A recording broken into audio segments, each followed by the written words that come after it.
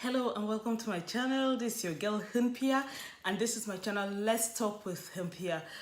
This channel is all about everything and anything. Let's talk about business, let's talk about career, let's talk about relationships, let's talk about everything that has to do with us. You know, not something that is very far, but something that has to do with anything. So today we're going to talk about business. But before I continue, I just want to tell you to kindly subscribe to this channel and click on the notification bell so that you can be the first to know whenever I post. Okay? So today let's talk about business. Yes, let's talk about business. In this era that we're living in, we all know that it's very difficult to live a very comfortable life when you're just earning, you know, from a single means. You have to expand your, you know, spread your tentacles and get into business and do something. And there are so many avenues, you know, whether you're selling products, whether you're selling services, whether you're selling your intellectual property, whatever you're doing. As far as there's an exchange of money and there's an exchange of as far as there's an exchange of money and you profit from it, that is business. It's very important. It's very important to be very aware of what you're doing. Oh, am I a charity organization or am I a business? So today we're going to talk about business. First of all, I have been I've had my business. I registered my business with the Corporate Affairs in 2013, and I launched the company. It's an IT company, and I launched it officially in 2014, 1st February 2014. So it's been running for over 6 years. So I think to some extent I have a small authority to talk to you about business to some extent. So the first thing I tell people when they want to start business is that business is not easy. You have to zero your mind that this is not an easy venture. It takes work. Planning and work. It takes serious work. It's not an easy venture. It's not an easy piece of thing. It takes work. So you have to prepare your mind that, oh, I'm going into this to work. Secondly, you have to know that you are your greatest motivation. You are your greatest motivation. You are the person that will push yourself forward in business. You are your greatest motivation, not your husband, not your wife, not your kids, not your mom, not your dad, not your siblings, not your friends. You are your greatest motivation because the people that you think will buy from you may not buy from you. The people you think will support you may not support you. So you are your greatest motivation. You have to tell your wake up every morning and tell yourself, see, I am opening that store. I am opening that place. I'm opening that office. I'm selling this. I am posting this. I am doing this. You have to motivate yourself in business. Then another thing, you have to be passionate about it. You have to go into a business that you're passionate about. Not just any random thing, but what you are passionate about. For example, if you're somebody that is not really interested in makeup, for example, you have no business going into a business of makeup, right? A makeup or a cosmetic business. If you're somebody that is interested in clothing, you don't go into hair business. Just go into clothing business, because at the end of the day, sometimes when the business is not working, when the customers are not coming, when things are not selling, when you're not selling as you thought you would sell, the thing that will keep you going is that motivation and that passion. Oh, this is what I love. But if you're going into business, you're doing what you don't really love, it will be very difficult to even motivate yourself and to drive yourself forward. So you have to be passionate about that. Then, moving forward, the next thing is getting a capital. You see, you can be self-motivated. You can be as passionate as you can. But passion and motivation will not set up a business. Passion and motivation will not pay your rent. Passion and motivation will not pay your bills. Passion and motivation will not stock your store. Passion and motivation will not buy, even if it's an online business and you say, oh, you need a camera, you need to take fine pictures or not. Passion and motivation will not do that. You need money. You need money. So you have to look for avenues to source for capital. You have to look for avenues to get your capital. And when you get your capital, you have to treat your capital as a seed. Treat it as something important that you will return it. You don't take your capital, you don't eat your capital. You don't say, oh, you know what, I've been wanting to buy this bag. Now that I have this money, why not I use 80% for the business while 20% I go and purchase those things I need to purchase. No. You have to sow it into that business because you are paying it back. Have it at the back of your mind that, oh, you are paying back. After 2 years, 3 years, I need to recoup this money. 1 year, 2 years, 3 years, I need to recoup this money and pay back. That's how you should treat your capital. And you source for capital, you source for capital maybe from trusted family members, from banks. But I am a bit to be honest with you, I told you this, and this is a very honest channel. To be honest with you, I will be very reluctant to advise you to take loans from commercial banks, more especially if you're in Africa. Take loans from commercial banks because the interest rate is very, very high. And for a new entrant in business, it's not too advisable to start that. But once your business has kicked in and you want to expand the business, now you've tested the waters and you want to expand the business, you want to go into another venture, you can get from commercial banks. But for initial capital as a new entrant, I will advise you to either get from a trusted family member that you're sure you will return the money. No matter what, you will return the money. Even if it's from your personal savings, you put it at the back of your mind that you are returning the money. So you get from a family member, you get from what do you call it, community banks. Yeah, there are some community banks that the interest rate is very more flexible than other things. So after sourcing your capital, now you have the motivation, you have the passion, you have your capital. The next thing you have to do is to design your customer in your head. Have a pictorial view of your customer. Who is your customer? That's the question you have to ask yourself. Who am I selling this thing to?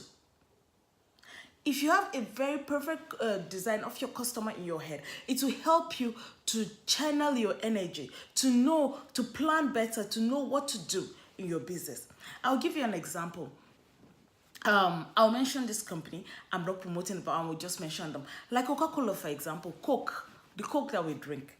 Now, I am in Europe. I'm in Ireland, I'm in Europe. Now, in Nigeria, Africa, you find out that Coke that you drink in Africa is very sweet. It's very, very sweet. But the Coke that we take here in Europe is not as sweet as that of Africa. Now they've designed their product to suit their market. They've designed their product to suit their market because they know that people in Africa, taking sweet things, like sweet things. While people over here like, coffee, something bitter, something, a bit like that. So they design their product based on their customer. Use that same energy. Think of your customer. Who am I selling with? Am I selling it to a nurse or I'm selling it to a banker? Am I selling it to a middle class person or a high class person? Am I selling to, once you think of that, it will help you. It will help you to plan. It will help you to know where the strength of your investment, where it should be. So think of your customer, design that customer. You can draw it on a piece of paper. You can paste it. You can be adding things to the customer, add ears, mouth, nose, everything to the customer. Be adding things to the customer, things that will help you to develop your product better. Then, after getting your customer, after designing your customer, you have to think of your location. Where do you want to site this business? Where do you want this customer to reach you? Where do you want this customer to reach you? Now, it's very important. We're in the era of social media. We're in the era of technology. We're in the era of of technology, having one world and all that. in this era, still you need a physical address. I will advise you strongly to have a physical address, because there are so many people, the world, so many people are using this social media and everything negatively. So you have to have a physical address. When somebody knows that, oh, I can reach you in this location, I can reach you at this location, the person would tend to trust you more. You know, the person will tend to trust you more when he knows that, oh, there's a guy, there's a gadi or a police station very close there that I can report to. Somebody knows you, somebody knows your address. The person will be more comfortable to trust you with business. So you have to, I will advise you strongly to have a physical address of your business. Have a physical address. And if you are just doing it online, if you're doing it online, let's say on Facebook or on Instagram or on Twitter, you have to be open. You have to be open. Your page will not, your business page should not be private. Your business page should be open. And also your DMs, that's your direct messages, should be accessible to your customers, to your prospective customers. All right, don't complain when people come into you. Don't complain and say, oh, people are always coming to my DM, people are always coming to my DM. No, that is your office. That is the office. That's their office that they know. So you have to be accessible to your customers. You have to be, you know, that you have to be accessible to them. Have a location. And as I said, you are targeting that customer that you've designed. So your location should speak to that customer that you have designed. If you're designing for a high class person, you don't go and locate your business in a slum. And if you're designing for a middle class person or somebody that you know is not buoyant, you should not go and locate your business in, you know, a highbrow area. So that is you have to have a perfect location for your business based on the customer that you have designed. Then in business, everything, whatever the customer needs, you always say yes. When somebody approaches you and tells you, oh, I need to buy this, I don't know, can you do this for me? Say yes, I can. Then you go, you can ask the person to give you some minutes or some days to go and do your research and get back to the person. Always be willing to satisfy your customer. Whosoever comes your way is not a mistake. Whether the person buys from you or not, whether the person patronizes you or not, it is not a mistake. It is not a mistake. So you ensure that the person leaves your presence with a smile. Ensure that the person is satisfied. Okay? Ensure the person is satisfied with your service. So what you do is that you always answer yes to that person. Okay? You always answer yes to that person. If somebody says, for example, let's say you're into catering. I'll give this quick example. You're into catering and somebody tells you that, I want you to make cocktails for me. I want you to make cocktails or mocktails for me. While you are just into food, real food. You're not into drinks. But somebody asks you to do that. What you do is that, okay, you tell the person, well, thank you for coming thank you for coming to me with this and for trusting me that I can do this. But I'm not into it right now, but I will do it for you. I will give you a taste. I will prepare something and let you taste it. If you're okay with it, then we can go from there. Say yes. Say yes and go and do it. Okay?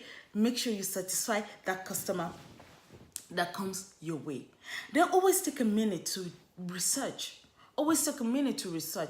Research what is happening in the environment of your business. Don't be in a box. Don't be in a box in business. Don't be in a box and say, okay, you know what? I know it all. This is how I do it. No, you don't know it all. Do your research. Do your research. See where people are going in this line of business. Find out what is in vogue. Find out the things, how you can better prepare yourself. You know, how you can better package your product for your customer. So you continue to research and research and research. Study and study and study. Study about taxations. Study about shipping. Study about things. Ask questions. Go and research and always ensure that your business is moving forward. The next thing, you advertise. Advertise your business. Advertise your business. The greatest advertiser of your business is word of mouth. You talk about it. Don't be quiet about your business. If people say, oh, you're always talking about your business, yes, it's my business. If I don't talk about it, who will? Always talk about it. Talk about it in church, talk about it in gatherings, talk about it with your spouse, talk about it with your friends, talk about it when you go drop your kids, talk about it on your social media platform. Talk about your business. Sometimes when you drop your flyer, not everybody would like to read. People are busy. Not everybody would like to read your flyer. But when you say, hey, you know what? You can meet me on this page. Somebody may be interested. So you talk and talk and talk about your business. Use every avenue. Use every avenue necessary for your business. So I hope you've learned something today. I'll continue talking about this. I'll continue talking about this in subsequent videos. So please just as I said earlier, you subscribe to this channel and click on the notification bell so that you can get notified every time I post. And we'll continue talking about business next time. See you. Thank you. Bye.